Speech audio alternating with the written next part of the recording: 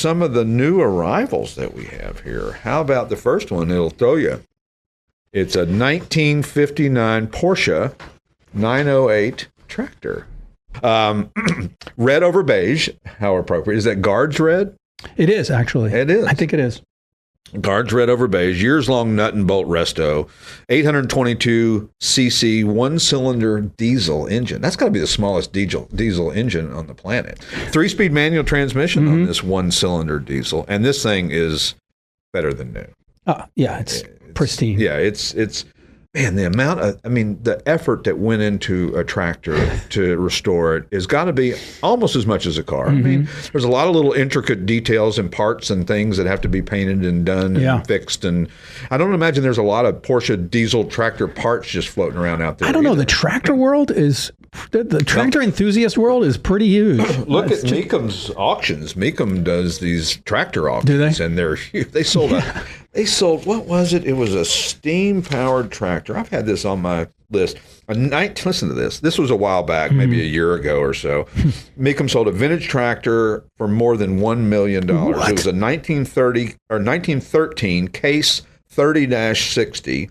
It was, when it was new, it was $2,800 more than a 1913 Cadillac. Wow. And it's one of 543 and only one of 5 left. So for almost $1.5 million. That's insane. For a tractor. Not insane. It's incredible. There's a guy out in Marcus Hook, Pennsylvania, and he has this shop full of old tractors, and it looks like a junkyard. He's probably a millionaire. Yeah. Nobody saves this stuff. No. And, Meekham also sold, I had forgotten to talk about this a couple of weeks ago when I wrote it down, a 1908 Harley-Davidson strap tank for $935,000. Isn't that crazy? Unbelievable. So tractors and those kind of things are not dead. No, or motorcycles even. Sometimes motorcycles can be tough to sell. And we tell people that when we sell motorcycles here, including mine, that motorcycles are not the easiest sell because the depreciation on them is strong, and then you don't know how long the wave is going to go down before they start going back up. That's the problem. We have a number of Harleys here for sure. We do have a number of Harleys, and they don't take up a lot of space. So, a lot of guys collect motorcycles, and they say, why'd you start collecting motorcycles? Because I could put 100 motorcycles in the space, or I could put 20 cars, if that. But this tractor, these things were kind of a necessity of the era. Porsche saw that these horses were trying to pulling guns and ammunition and all this stuff, and they were not surviving. It was tough. Right. And so he thought, maybe there's a better way to do it. He sold 120,000 tractors. Amazing. Over the 56 to 1963 model year. That's crazy. And then, of course, probably I would imagine at some point in time there was not a need for them, and so all of a sudden I think he decided sports cars. That would be a fun thing to build. Yeah. Let's put this power in a sports car. Exactly. So other new arrivals this week, the 2005 Mercedes-Benz SL500 Roadster. This should be in my collection. It matches the bright color, obsidian black. That's right. Over slate interior, a garage cab.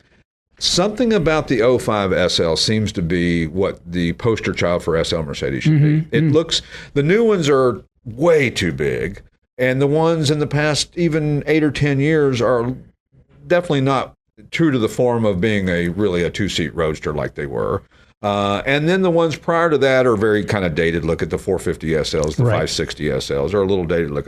The 2005 is really iconic. It almost is a design that you think that will be relevant 50 years from now. I think so, especially the nose, too. The nose is like, it's never going to get old to look at the thing. It just swept back the way it is. Classy looking. Yeah. Just very classy. And black looking. And black is great. And the top was overhauled in 2022. It's got the 5-liter double overhead cam V8, 7-speed automatic. Very well optioned, and just it's right on. It's the car. Beautiful it's the one car. you want. Other new arrival, the 1965 Chevrolet Corvette Coupe. Numbers matching 327 cubic inch L79 V8 with the Muncie M20 manual. Beauty. Miles deep paint. We can't get away from that, can we? Sometimes it's true. It's like runs and drives great. Sometimes it's just all you can say.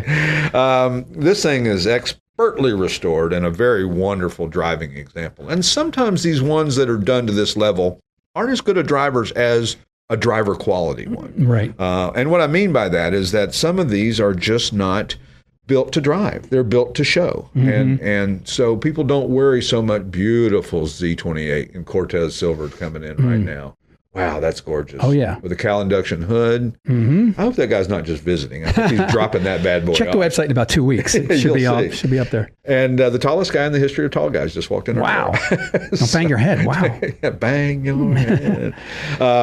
So the Corvette, beautiful car. Get a chance to check it out. And by the way, I don't use miles deep unless it's warranted. Really miles. Looks like you could dive in. Really thick paint, not thick, but and if deep. you're on listening on podcast and can't see, I'm making the diving motion. So we're diving in. By the way, thanks for calling me on the shirt today. Yeah, I'm going with the darker red. Apparently, it is a little darker. Mine's a little more Rosso Corsa. Yours is more whatever the other color right, is. Madeira. Other new arrival. How about the 1980 Pontiac Firebird Turbo Trans Am pace car? Yeah. It's a very iconic looking car. It's graphicked up like crazy. It's a true Y85 pace car. Turbocharged 301 cubic inch V8, numbers matching turbo hydromatic 350, T-tops, 10-bolt axle. Thank God for the turbochargers back in the day because it bumped the horsepower from 140 to 210. And you think 210 in a Trans Am, which was a sports car back in the day. Yeah.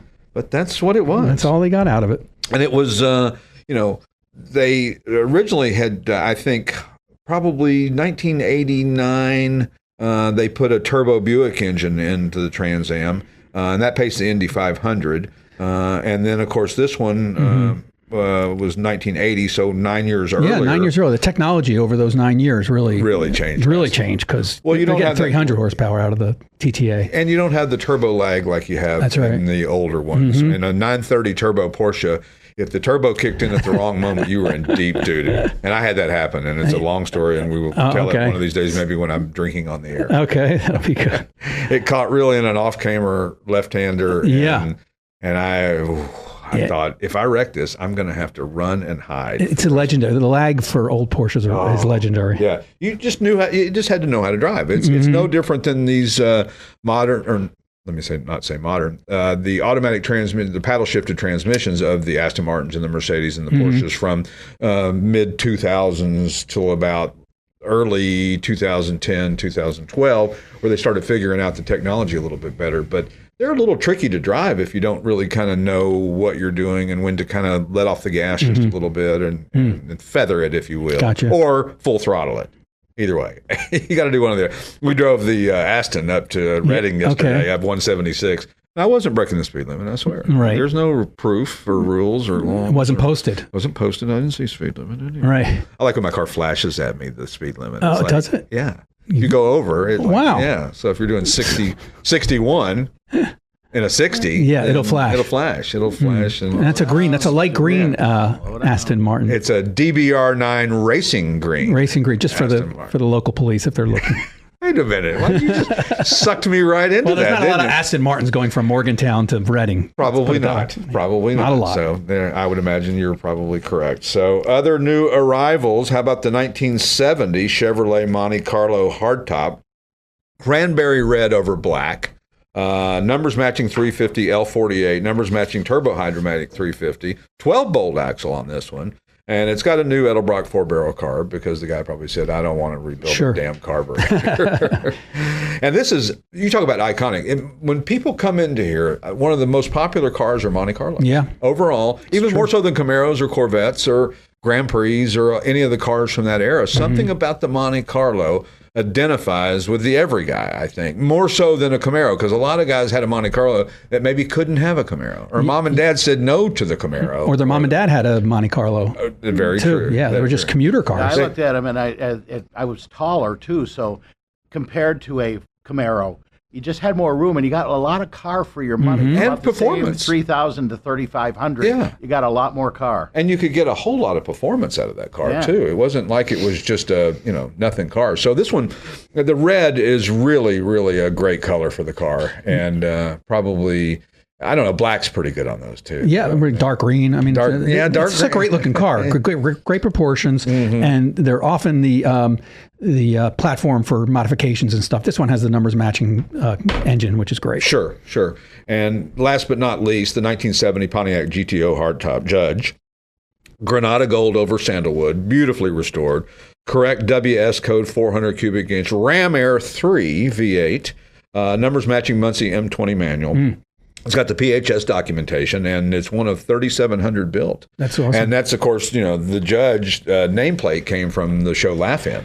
Right. Here comes the Judge. Before my time. But there was one of these exact specs up at Greenwich, and then this one came like 2 weeks later to Morgantown. I was like, oh, my God, I wonder if that's the one from Greenwich, but it wasn't. But it's not. Who was the Judge? That would be Flip Wilson. Sammy Davis Jr.